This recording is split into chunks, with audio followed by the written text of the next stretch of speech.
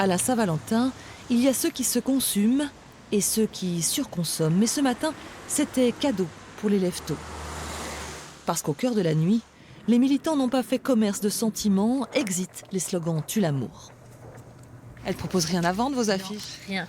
Pas de pub, pas de consommation, rien du tout. 80 panneaux ont ainsi été rhabillés pour pluie vert. Une goutte d'eau sous la pluie battante. Besançon bat en effet des records en matière d'affichage publicitaire. 450 panneaux 4 par 3, plus d'une centaine d'autres plus petits, 220 abribus. Les cibles ne manquaient pas.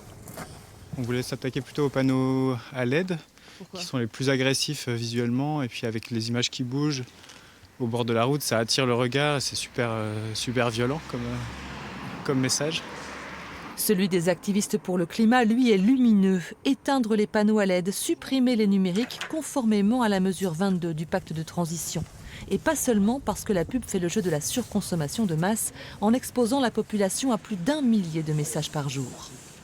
C'est une pollution puisqu'on a énormément de panneaux lumineux, voire de panneaux numériques, donc qui ont un impact environnemental, ne serait-ce que par les déchets que ça produit et par l'énergie que ça consomme.